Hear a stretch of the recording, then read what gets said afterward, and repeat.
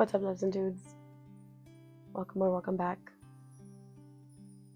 This video is a little personal to me. A few years ago, I went through the loss of my fur baby. And during that time, I recorded little video logs trying to process everything. So there's no script. It's just me in real time processing everything as it was. And I've held on to these for a very long time. But now I feel somewhat ready to share them. So here's part one.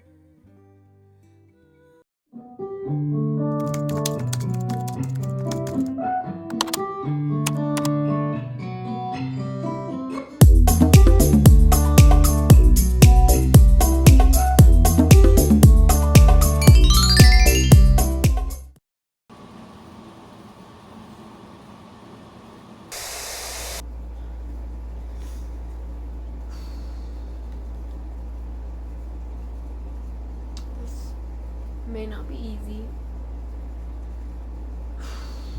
but here we go. Primer día tratándolo de superar. First day of recovering from my baby. So it was really hard. Me tocó trabajar ahora. Se me hizo difícil salir a mi carro porque al caminar hacia mi carro fue como verlo.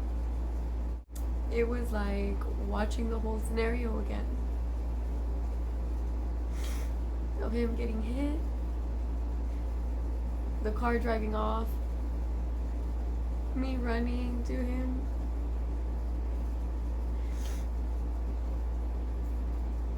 screaming my lungs out.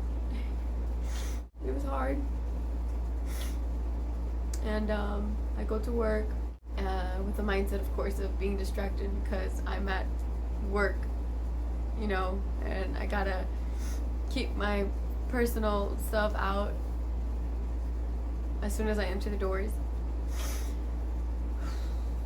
And well, the boss had told everyone else, and they asked me how I'm doing. That kind of brought me back to how I was feeling earlier. So I just don't say anything, and I just proceed to leave my things in the room. And then a coworker comes behind, and as I'm breaking down in the room, she asks me, of course, what happened, if I'm okay, and she just tells me to give her a hug. So my coworkers were comforting all day today. So that was really nice. I really appreciate that.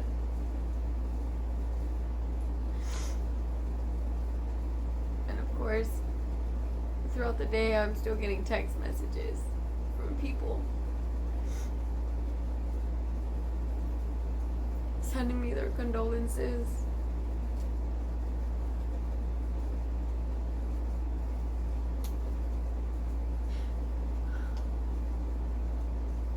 I'm just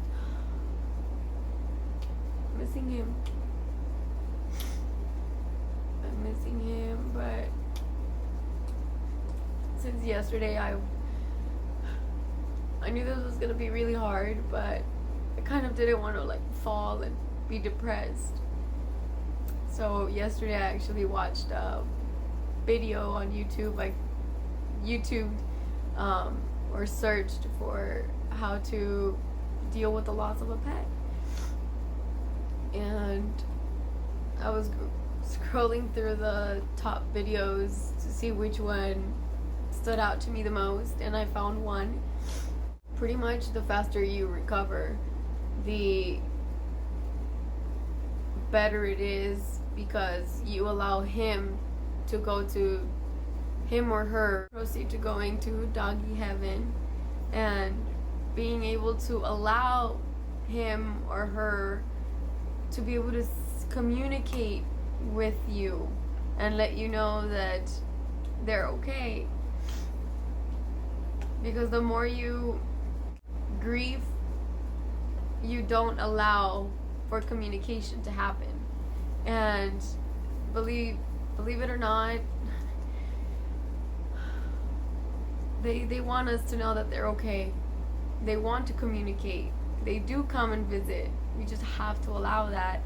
So I'm really, really working into, I mean, it's only day one, but for my grieving to not be so long, because yeah, I would want him to come visit me. I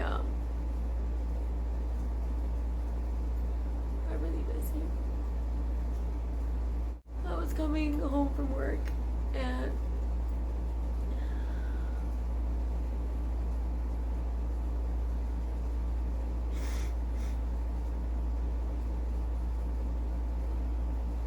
our routine, I wasn't gonna have one anymore.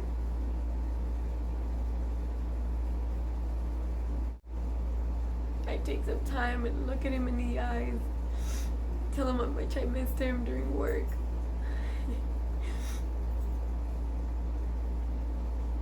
And after taking him to go do his business, come back and just running around like a crazy dog all over the place. Playing with his toys and trying to bark and play at the same time. That's what I thought, but literally last night when my mom arrived, she brought Gordo, our family dog, with her, and well, I still walked him out as I did with Teddy. Pero nadie va a reemplazar a mi corazoncito de melón. Definitely not the same, but I love Gordo.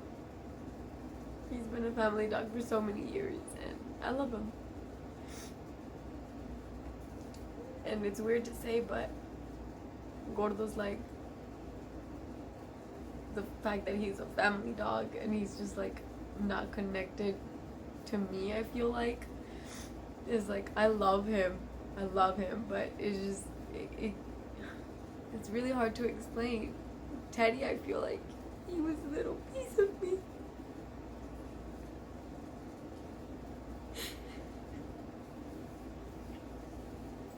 And as I was driving home from work, I was thinking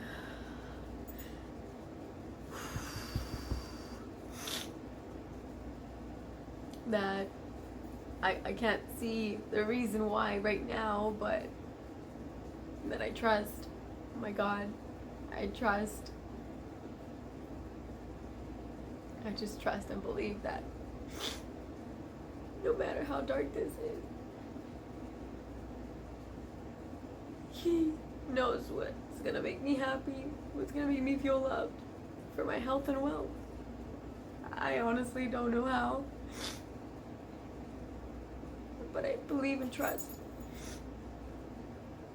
that that's where it's gonna go. And there's another voice in my head that was like, are you sure?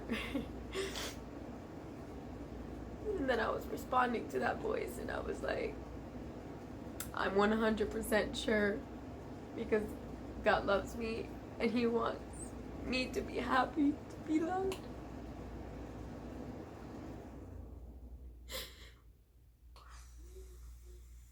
The other voice was like, repeating again, are you positive? Are you sure? Are you sure you trust? Are you sure you believe? And I'm just like, yeah, hands down, 100% sure. I mean, I've got nothing to lose. It's when I proceeded to the voice in my head. I've got nothing to lose anymore. The only things I had So me responding to that voice was like a little scenario where like I bet, like kind of a betting scenario.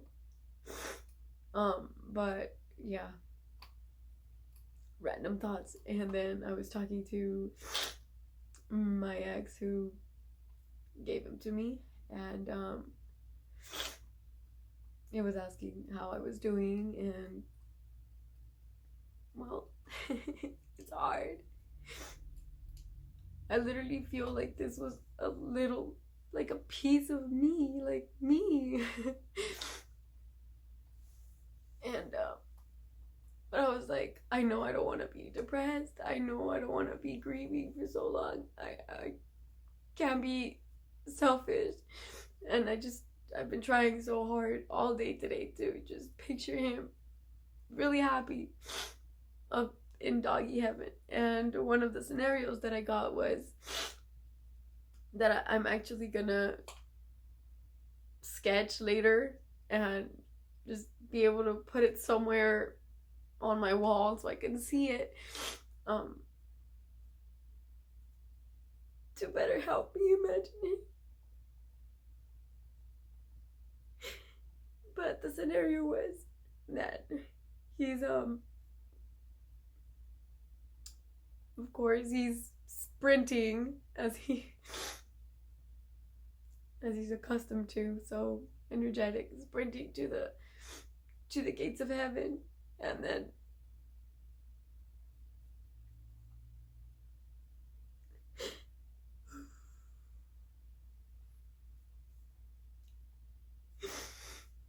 then right as he gets to the doors, because this is literally something he would do.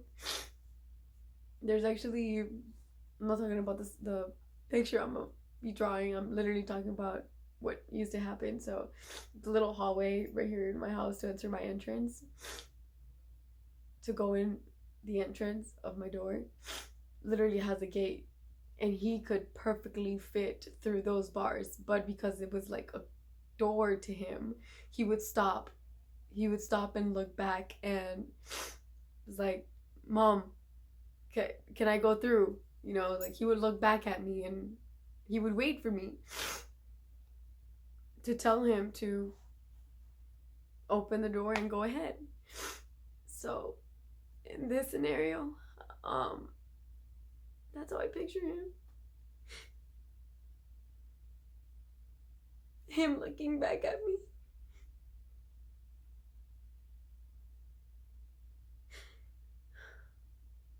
That's day one. Well, I'm gonna try to be quick.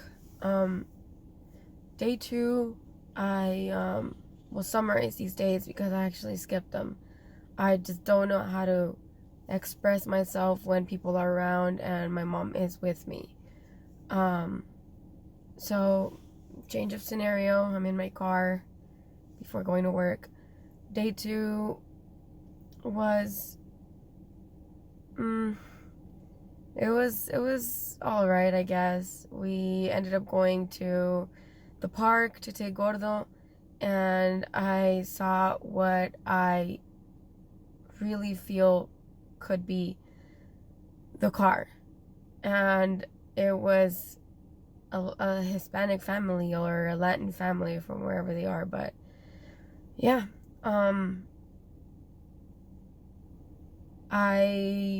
We then proceeded to eat dinner after leaving the park, and on our way to go get the food, just started sobbing. I don't intentionally want to find these people or investigate who this car was or who was the people who did it, to wish them any bad or curse them or whatever the case may be, although I did feel that at the moment. I know cuando estamos en el momento sentimos enojo, sentimos todos estos sentimientos que sí sentimos como desearles algo, lo peor a la gente, pero por eso es que dicen tranquilízate, porque cuando uno está en esos momentos, en ese tipo de sentimientos, no sabes lo que dices. Which is true, because that would not have been part of who I am. So I just want to bring awareness to them, really. Many people don't understand the fact that these little furry babies are literally our kids. Literally. And that's who my baby was to me. It was my baby. And it's like, if you have children, just imagine you watching your child get ran over right in front of you. That's how it felt. So just bring awareness. Third day, it was okay. There's a lot of things that Gordo does, or some of the things confuses me. I feel like it's my baby. I feel like it's him. Some of the things, it's very weird to say. Like, Gordo looks at me a lot, I guess, and it's just Gordo. I see Gordo. But there's really moments where he looks at me and we are eye to eye connected. And it's like if I was seeing my baby.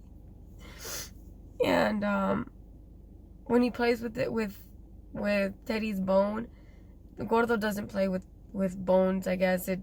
Maybe he does now, but it hurts his teeth or his gums.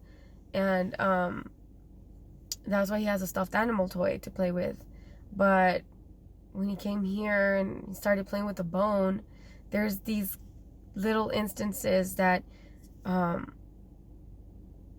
he grabs the bone. When he grabs the bone and he like throws it to me, it's like if it was Teddy throwing it at me like that. So yeah, Gordo he may not be Teddy, but he's definitely, I feel like some cases Teddy is in him. And for the most part, it's Gordo. It's Gordo, and my mom and him have brought comfort to me. Yesterday, day 4, it was really hard. I was looking for, at work, it's just so hard not to think about him, even though I'm at work and I try not to think about him. But it was really slow. I was looking for los collares para aguardar las cenizas y cargar a nuestros amados, a nuestros seres amados, y tenerlos bien cerca de nosotros. I was looking for those on Amazon, and it was really hard. Me llamó una amiga que también se encariñó con mi niño, y pues me habló en el trabajo mientras estaba bien lento, por eso le contesté, pero me preguntó por él y me hizo llorar. There were two times that I had to go back to the room where we keep our belongings, so I can like let it out a little bit, just wipe it out and go back to work.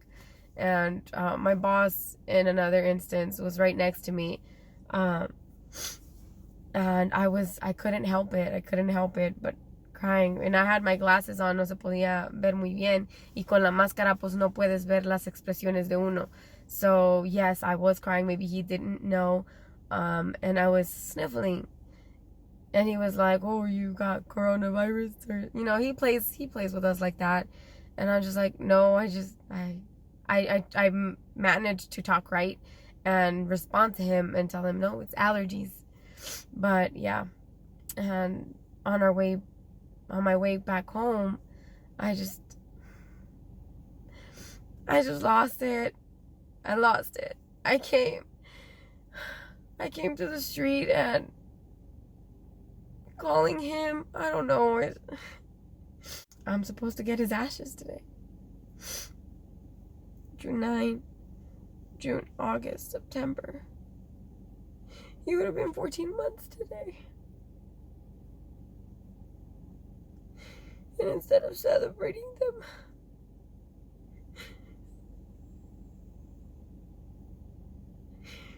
I'm gonna go pick him up in ashes.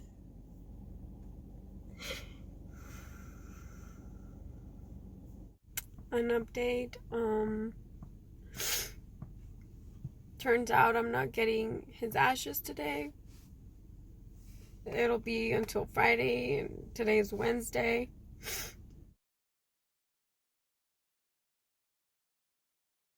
I can't say it was easy today either. Work was slow, and it always hits me when it's slow because then he's all I think about.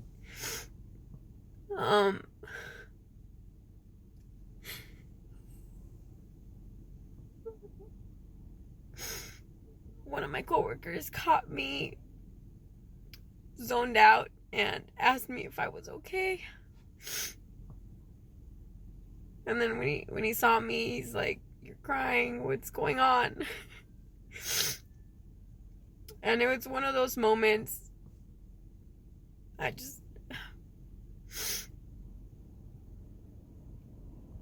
Especially when someone asks if you're okay, and it's just, I don't know, all of those thoughts flood into your head, and you just can't say you're not, because you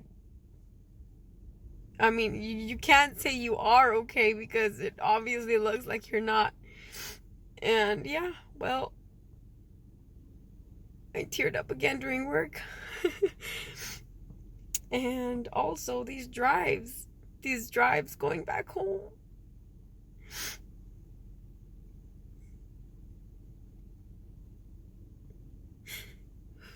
I miss him.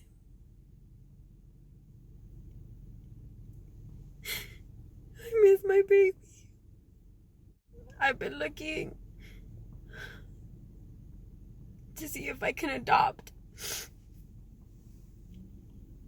And scammers, and just gonna go back home and try not to think about it. My mom and Teddy have been coping, being around them. Like I said, I have to do these diaries when I'm not with them, because I feel like when I'm with my mom, I have to be strong, because I know she's sad too. But yeah, day 6. I'm doing okay. I really miss him. It's like a roller coaster ride. I'm feeling happy, and I'm just thinking he's gonna reincarnate himself into a new body, and he's gonna come back to me. There's also more blame than anger. The difference between anger and blame is anger. When I felt anger, I blamed that SUV. I blamed them for not watching the road, or for being so inhumane and just going anyway, or not stopping. When I feel blame, I blame myself. I blame myself, what I could have done, what I should have done, what if I've done this, he would still be here. And yeah, it's a roller coaster ride. That's day 6. Today's Thursday. Tomorrow's Friday. Would be a week right after his passing. And we'll see if they give him to me tomorrow. I really miss him. I really, really miss him. My mom has definitely been a comfort. She's a big distraction. I feel like I can't let my emotions out, even if I'm feeling that. Because I'm trying to be strong for her, because I know it hurts her to see me in pain.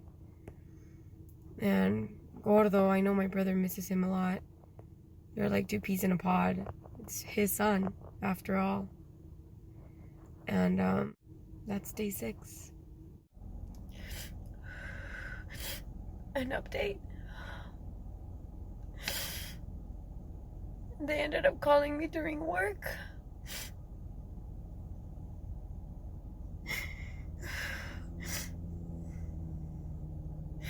That they have my baby's ashes.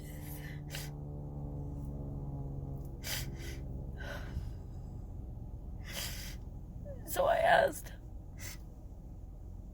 the boss if I can leave early. So I'm right here.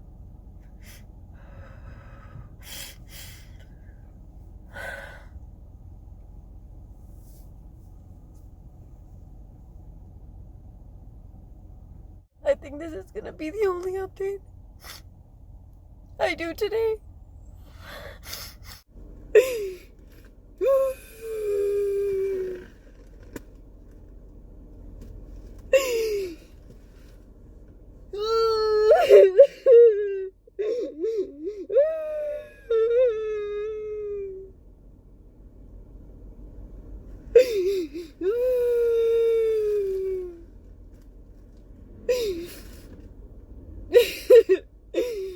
Oh my God.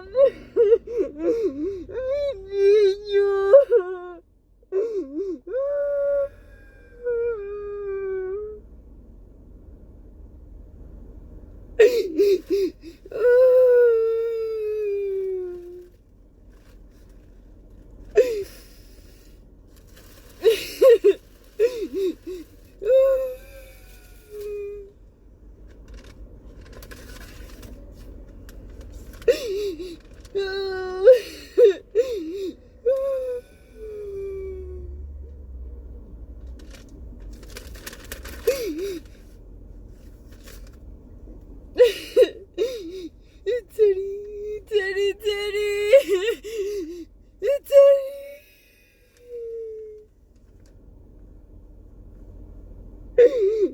Mi niño.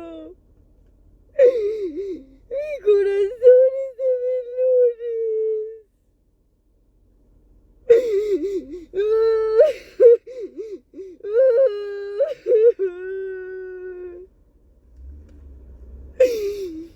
Oh my God.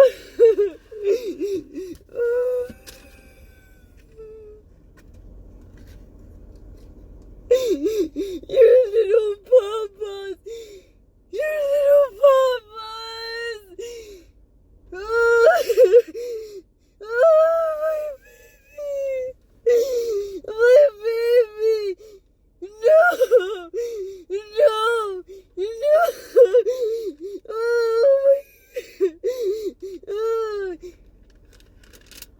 Oh,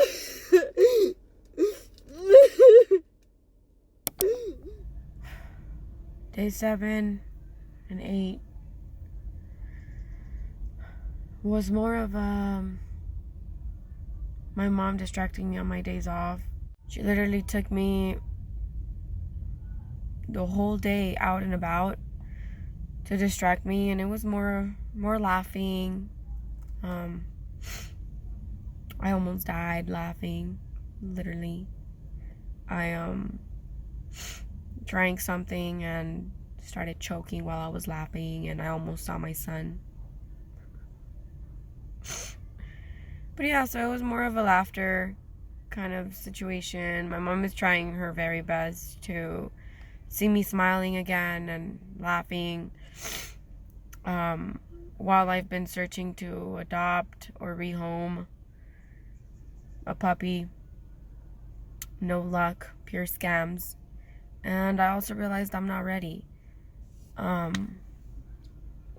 Day 8, this came in. So I'm carrying my baby with me at all times.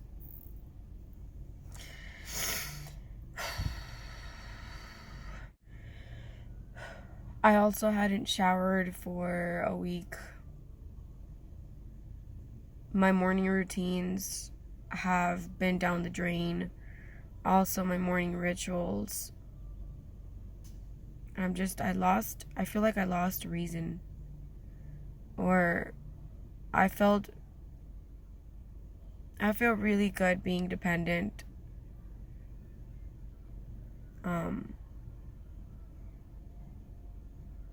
Having someone that depends on me, that gave me even more reason on top of my goals and all that fun stuff. So still trying to pick myself up.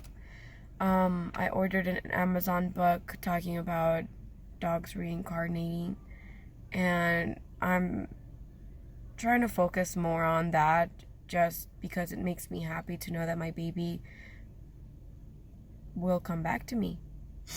I just, have to be happy again and let him go so he can do that. And I've been looking for a new body, but yeah, like I said, pure scams. And maybe also I just need to give him time. That's why. So I'm gonna be picking myself up slowly. I haven't done any video editing. I took forever to edit the one with my cousin, The Truth or Drink. That took forever because I just wasn't really prioritizing editing, filming, none of that. And